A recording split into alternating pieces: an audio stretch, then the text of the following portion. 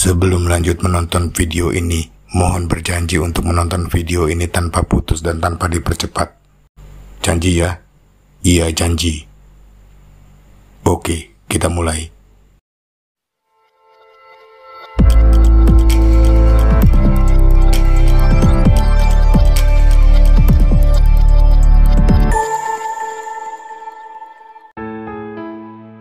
Halo sahabat Arkeovlog, jumpa lagi.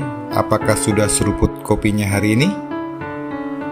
Edisi kali ini saya ingin berbagi cerita dan pikiran-pikiran saya untuk lebih memahami apa yang terjadi di masa lalu. Untuk itu, di edisi kali ini saya ingin bercerita sekilas tentang sejarah Kekaisaran Mongolia. Lah, kok malah cerita tentang Mongolia? Iya, cerita sejarah dari Kekaisaran Mongolia yang berlangsung di abad ke-13 sampai 14 Masehi ini nanti akan kita gunakan untuk lebih memahami apa yang terjadi juga di negeri kita. Ya, harapannya sih begitu. Oke, kita mulai ya.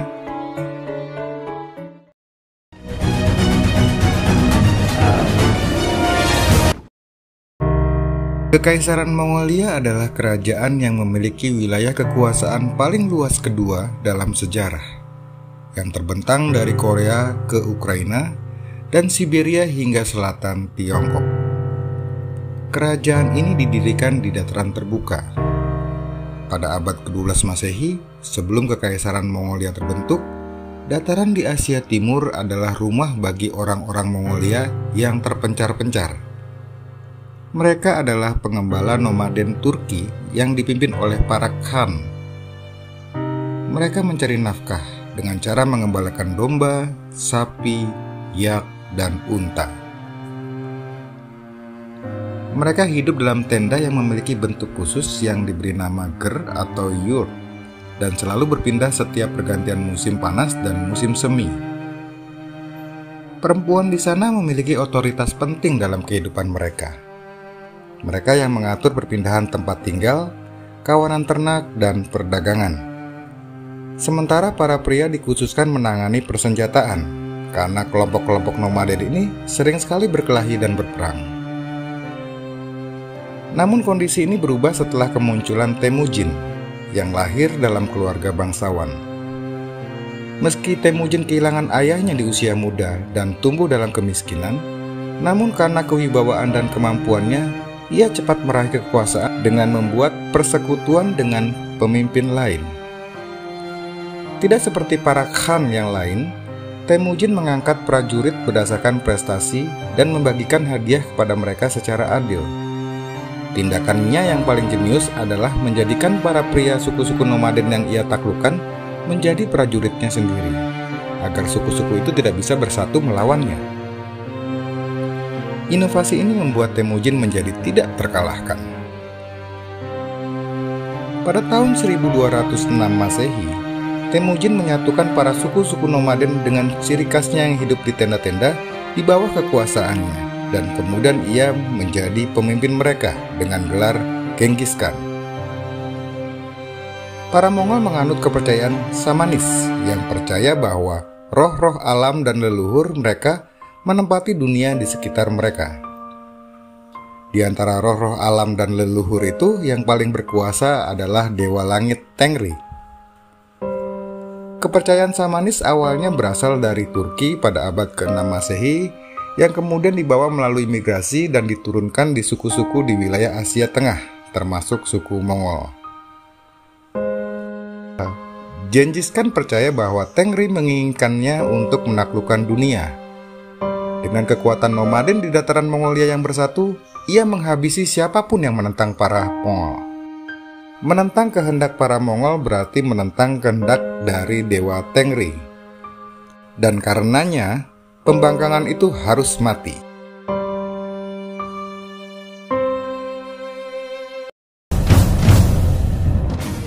Di bawah Genghis Khan, para Mongol kemudian menaklukkan Tiongkok dan pulau-pulau di timur. Genghis Khan wafat pada tahun 1227 Masehi. Misi dari Genghis Khan kemudian diserahkan pada keluarganya yang disebut sebagai keturunan emas. Pada sekitar tahun 1230 Masehi, Para putra dan putri dari Genghis Khan menaklukkan Turki dan Asia Tengah dan para pangeran Rusia. Lalu pada tahun 1241 Masehi, mereka mengalahkan dua pasukan Eropa. Pada sekitar tahun 1250, para Mongol memperluas wilayah hingga ke Baghdad. Sementara di timur, mereka menaklukkan wilayah hingga mencapai selatan Tiongkok pada tahun 1279 Masehi.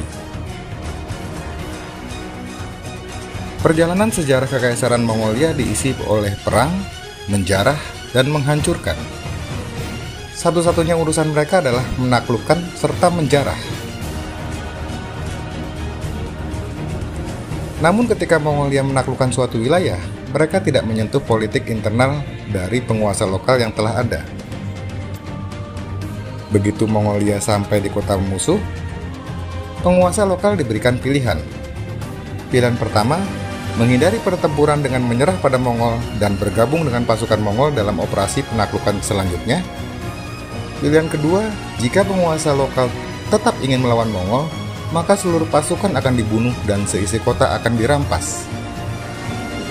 Pilihan ketiga, jika seluruh kota yang melawan, maka Mongol akan membunuh setiap orang yang ada di dalam kota itu, dan inilah yang banyak terjadi di kota-kota kecil di wilayah Asia. Alih-alih dihancurkan, Kekaisaran Mongol mengandalkan penguasa lokal untuk memimpin daerah yang telah ditaklukkannya, asal mereka tunduk di bawah kekuasaan Kekaisaran Mongolia. Kekaisaran Mongolia membiarkan semua agama berkembang, asalkan mereka semua didoakan. Mereka menghargai seniman, akademisi, dan insinyur dengan menangkap mereka dan memaksa mereka bekerja untuk Kekaisaran Mongolia.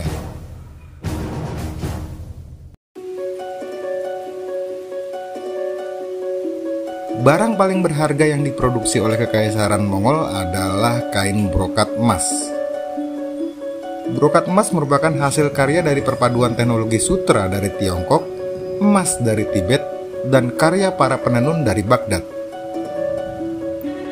Para pemimpin Mongolia mengenakan brokat emas dalam pakaian kebesaran mereka dan dipakaikan juga di kuda-kuda mereka, serta menghiasi tenda-tenda mereka dengan brokat. Kekaisaran Mongolia juga sangat menghargai teknologi bubuk mesiu dari Tiongkok. Dengan menyatukan Eurasia, perdagangan berkembang di jalur sutra, baik melalui jalur darat hingga tercipta juga perdagangan yang kuat di laut, terutama untuk perdagangan porselen biru dan putih. Porselen biru dan putih merupakan penggabungan teknologi tembikar putih dari Tiongkok dengan teknologi pewarnaan biru dari Iran. Namun kejayaan Kekaisaran Mongolia tidak bertahan lama. Pada tahun 1260, cucu dari Genghis Khan memberontak dan berperang melawan Kekaisaran Mongolia. Hal ini dilakukan karena ia menuntut hak dari warisan harta dan tahta yang dimiliki oleh Kekaisaran Mongolia. Kekaisaran Mongolia kemudian terpecah menjadi 4 kekaisaran yang terpisah. Di Tiongkok merupakan wilayah dinasti Yuan Kublai Khan yang dikenang sebagai zaman keemasan bagi ilmu pengetahuan dan budaya. Di Iran, Ilkhanat meresmikan perkembangan arsitektur monumental baru dan lukisan Persia. Di Asia Tengah, Chagatai Khanat mendirikan kerajaan Mughal di India. Dan di Eropa Timur, Golden Horde memerintah selama bertahun-tahun hingga sebuah perusahaan dagang Muscovy dan kemudian tumbuh menjadi kekuatan utama di dunia. Meski kekaisaran ini hanya bertahan sebentar, para Mongol meninggalkan warisan dominasi dunia yang masih tidak tersaingi.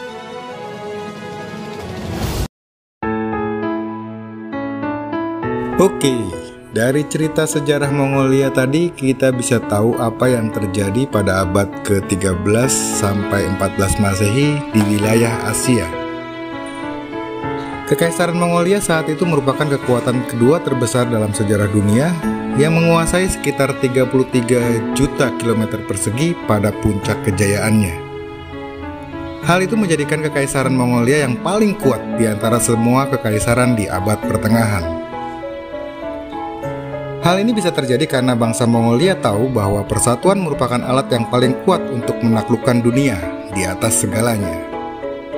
Seperti bagaimana Genghis Khan mempersatukan suku-suku nomaden Mongolia yang dulu selalu berselisih dan berperang sendiri, yang kemudian disatukan menjadi satu kekuatan besar yang ditakuti suku-suku lain di dunia. Dari cerita Kekaisaran Mongolia kita juga bisa tahu bahwa ketika Mongolia menaklukkan suatu wilayah, mereka tidak menyentuh politik internal dari penguasa lokal. Mereka malah memanfaatkan penguasa lokal untuk kepentingan mereka. Mereka juga tidak mencampuri urusan agama. Terbukti, semua agama di daerah taklukan dibiarkan hidup dan berkembang. Mereka juga sangat menghargai ilmu pengetahuan dan teknologi. Alih-alih repot menciptakan sendiri, mereka justru merebut ilmu dari para ilmuwan dan seniman dan memanfaatkannya untuk kemajuan dan kejayaan peradabannya. Dari cerita sejarah Kekaisaran Mongolia, kita juga bisa tahu bahwa perpecahan dan perang saudara untuk merebut kekuasaan dan harta, pada akhirnya itulah yang melemahkan dan meruntuhkan kebesaran suatu peradaban. Tahukah sahabat arkeolog bahwa yang terjadi di Kekaisaran Mongolia ceritanya hampir mirip dengan yang terjadi di kerajaan-kerajaan di Indonesia pada abad pertengahan? Ya, karena trennya pada saat itu ya begitu itu. Salah satu sumber sejarah utama untuk menuliskan sejarah Kekaisaran Mongolia adalah naskah kuno yang ditulis dari naskah transkripsi atau terjemahan ke dalam aksara Cina yang disusun pada masa dinasti Ming akhir abad ke-14 dengan judul Sejarah Rahasia Dinasti Yuan, atau dikenal juga dengan nama lain yaitu Secret History. Lah, hampir sama dengan naskah sejarah Kerajaan Majapahit kan?